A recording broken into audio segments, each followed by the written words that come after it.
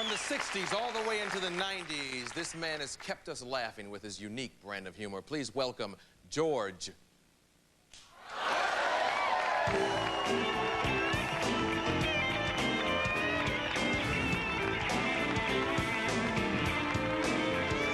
you doing? Thank you.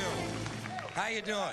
Hey, nice to see you. Listen, I'm here to exploit this war. I'm here to exploit this war. War is good for business. Just take a look at the stock market, so I'm here to exploit it just like everybody else in this country. Best thing about this war, it's on every channel.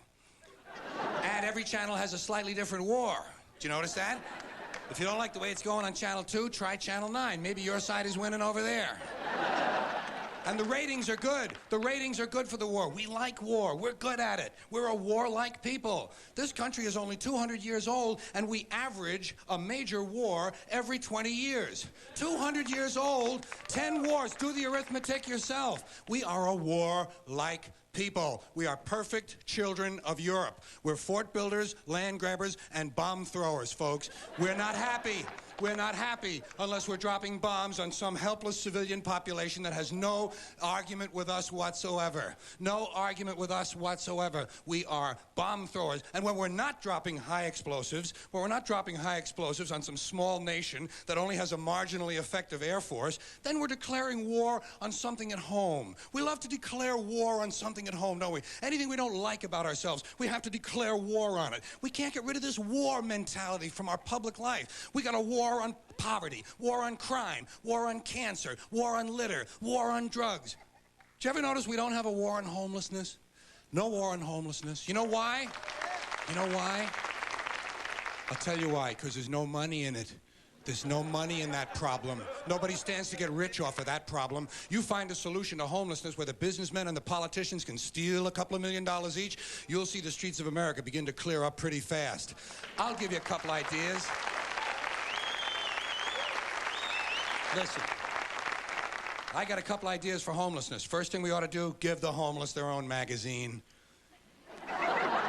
Give them their own magazine. That's a sure sign of making it in this country. Every group in this country that makes it gets its own magazine. They got Working Mother magazine, Black Entrepreneur magazine, Hispanic Business magazine. Any activity engaged in by more than 4 people in this country gets a magazine devoted to it. Dart throwing, backpacking, basket making, boating, hiking, walking. Walking! There's actually a magazine called Walking! Look, Dan, the new Walking is out. Here's a good article, putting one foot in front of the other. Give them their own magazine. You know? Come on. Give them their own magazine. You know what you call it? Better Crates and Cartons. Then when they get finished reading it, they can use it to line their clothing. Well, that's the kind of answer you'd get from a conservative American businessman. He'd say, yeah, let them read it. When they get finished reading it, they can use it to plug up the holes in them piano crates they live in. A good, practical, sound, American business conservative solution. I'll give you an idea about homelessness. First thing you got to do is change the name. It's not homelessness. It's houselessness. These people need houses. A home is an abstract idea. It has to do with a setting, a state of mind. These people need physical, tangible structures. Low-cost housing. But where are you going to put it? Nobody wants you to build low-cost housing near their house. They don't want it near them. We got a thing in this country called NIMBY, N-I-M-B-Y, not in my backyard. That's what they call it. People don't want anything near them, especially if it might help somebody else. They don't want any kind of social help located near them. You try to open up a halfway house. You try to open up a drug rehab center. You try to open up a little place for some retarded people who want to work their way into the community. People say, not in my backyard. They don't want it near them, especially if it might help somebody else. It's part of the great American spirit of generosity. You can ask the American Indians all about the great American spirit of generosity. If you need current information, try a black family. They'll help you figure out the great American generous spirit. These days we call it 1,000 points of light. People don't want anything near them, even if it's something they believe in, something they think society needs, like prisons. Everybody wants more prisons. Everybody wants that. That's the new answer to all of our problems. Lock a lot of people up. People say, build more prisons, but not here. Well, why not? What's the problem? What would be wrong with having a prison in your neighborhood? Would seem to me like it would make it a pretty crime-free area, don't you think? You think a lot of crackheads and pimps and street criminals are going to be hanging around in front of a prison?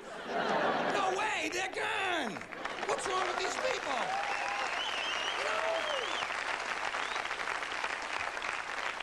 I mean, all the prisoners are locked up, the criminals are behind the walls, and if a couple of them do break out, what do you think they're going to do? Hang around?